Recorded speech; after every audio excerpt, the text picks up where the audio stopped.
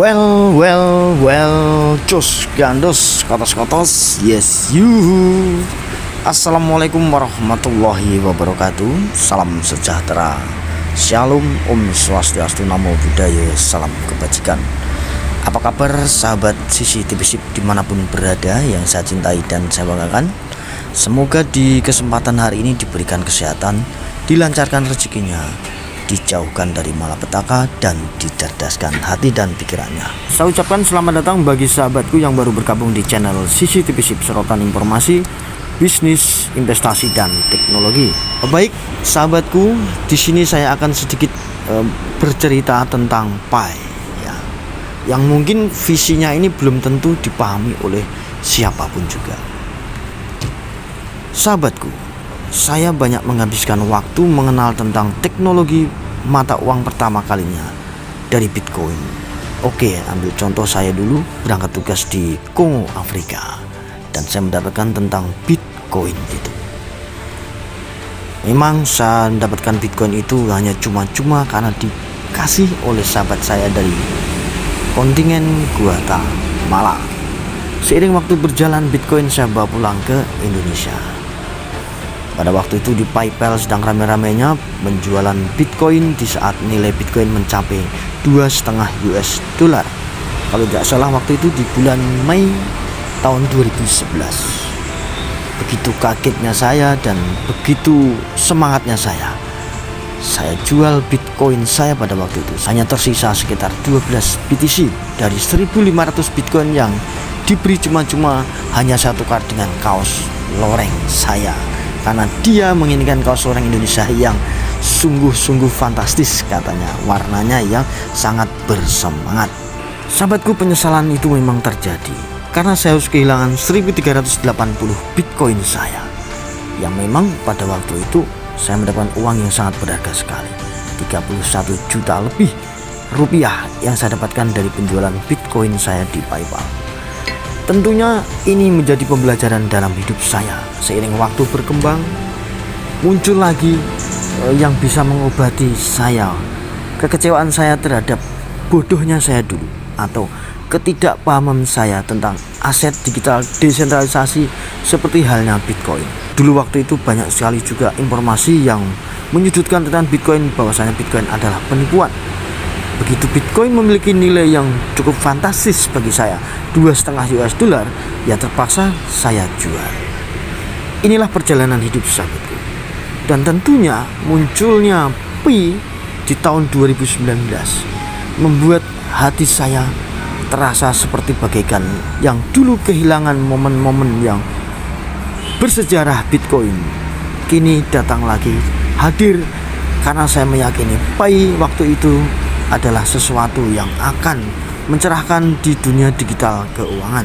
Gosip-gosip yang bertebaran mulai tahun saya menambang aktif di 2020, walaupun waktu itu saya berada di Papua sedang melaksanakan tugas sebagai satuan intelijen di Intan Jaya, Papua.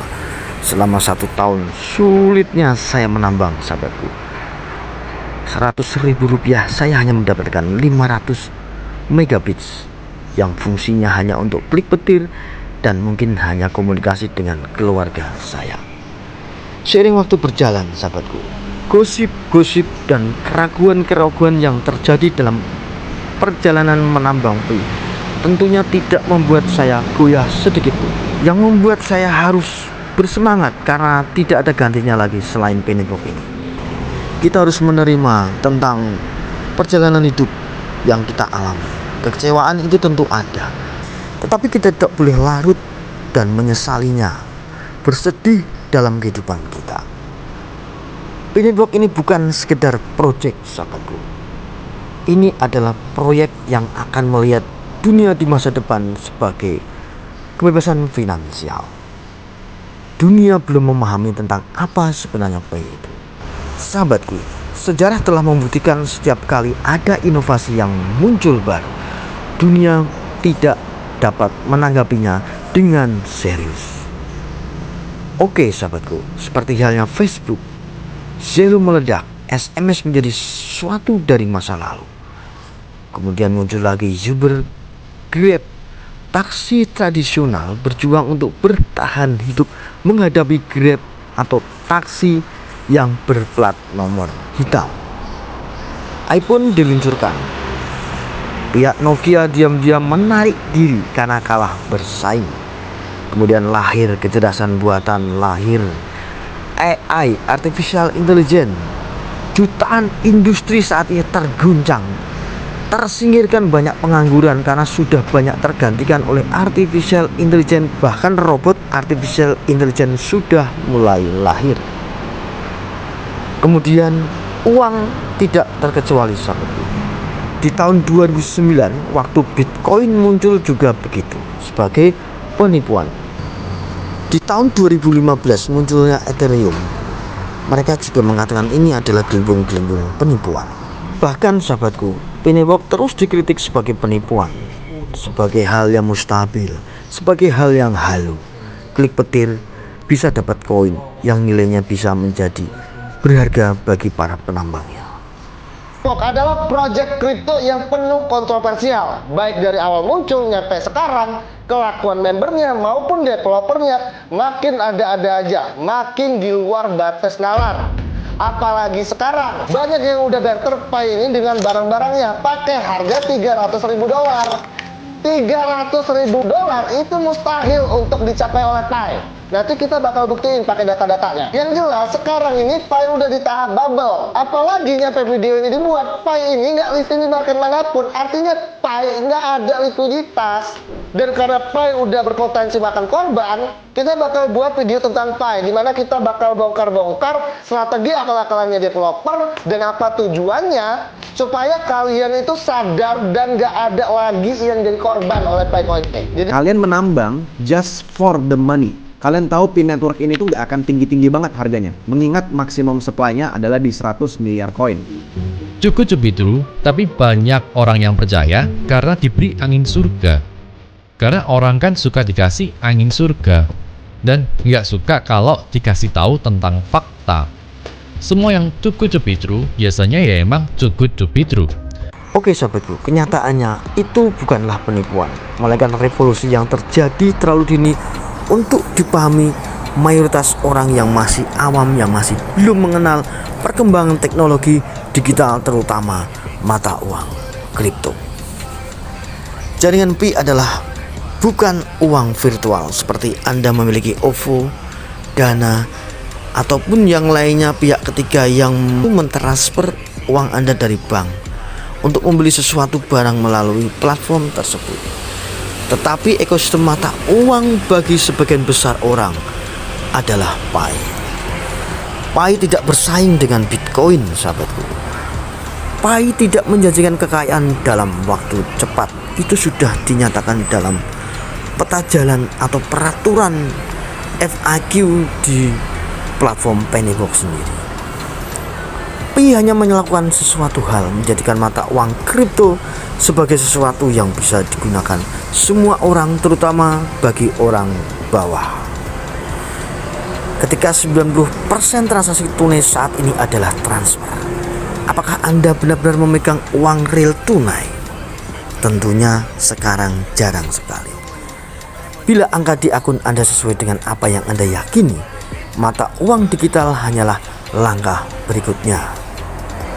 Sahabatku, Pi adalah uang universal, bukan untuk spekulan atau spekulasi harga, tetapi ini untuk orang biasa yang akan mencicipi keadilan kebebasan finansial, sehingga penguasa-penguasa uang itu tidak semena-mena mengatur ekonomi dunia, berbuat seenaknya saja, mengatur negara-negara yang sedang berkembang untuk dijadikan kelinci percobaan mereka. Sahabatku, Pi adalah jembatan yang membantu orang biasa memasuki era digital, mengenalkan tentang teknologi mata uang kripto, mengenalkan tentang terdesentralisasi teknologi blockchain. Walaupun blockchain tidak hanya digunakan sebagai mata uang kripto saja. Sahabatku, selama saya membuat konten atau saya mulai hadir sekitar 3 tahun lalu, sebenarnya saya tidak mengajak Anda untuk menjadi kaya instan. saya mengajak Anda untuk memahami pergeseran era teknologi baru dari yang lama. Ini bukan ajakan untuk berinvestasi. Saya selalu menyatakan di konten saya, video saya, ini hanyalah sebagai saran, informasi, dan edukasi, bukan sebagai saran investasi. Sahabatku, saya mengawal Pay Network di konten video saya tentunya ada tujuan, dan saya mengetahui prospek project ini. Walaupun saya banyak hinaan, cacian, makian, bahkan ada yang bilang saya orang halu gila edan. Semua saya tepis, saya biarkan saja. Saya tetap fokus pada edukasi, pada informasi yang terbaik buat sahabatku di seluruh Nusantara, agar bisa memperoleh kesejahteraan di masa depan. Hampir 6 tahun berlalu, Pi sudah menjadi nyata sebagai mata uang kripto yang benar-benar hadir di bursa, tidak melalui ICO ataupun tidak melalui presale yang mengeluarkan dana-dana investor. Ini murni dari orang-orang bawah berkontribusi untuk menciptakan nilai dari sebuah mata uang kripto. Sahabatku, jangan pernah lewatkan tren desentralisasi yang secara diam-diam akan berubah. Sebenarnya Project Pi ini tidak diperlukan uang untuk berpartisipasi, hanya visi dan kesepakatan bagi penambang. Bahkan saat ini sahabatku juga masih bisa menambang dengan gratis. Hanya kesabaran Anda menjadi kaya di suatu saat nanti di masa depan. Kecuali bagi mereka yang memiliki uang atau memiliki modal, saatnya Anda untuk mungkin mengamankan aset Pi ini. Ini hanya sekedar informasi dan edukasi. Untuk pelaksanaannya itu terserah Anda semua. Sahabatku, Pi adalah uang masyarakat, bukan alat untuk memperkaya diri sendiri. Pi bukanlah tempat untuk bermimpi tentang menjadi kaya dengan cepat, tetapi Pi adalah tempat untuk bermimpi menjadi masa depan yang baru dan teratur. Kekayaan akan mengikuti setelah masa depan yang baru dan teratur itu terwujud, yaitu misi dan visi Pay Network. Sukses. Kesimpulannya sahabatku, jika Anda ingin cepat kaya, saya sarankan Anda jangan bergabung di Pay Network. Jika Anda ingin melihat dunia keuangan didiskusikan secara adil, real, welcome to Pay Network. Sekian dulu video dari saya, semoga bisa mencerahkan sahabatku semua. Pi to the moon. Akhir kata, wassalamualaikum warahmatullahi wabarakatuh. Salam cerdas Indonesia. Salam petir, jeder, jeder, jeder.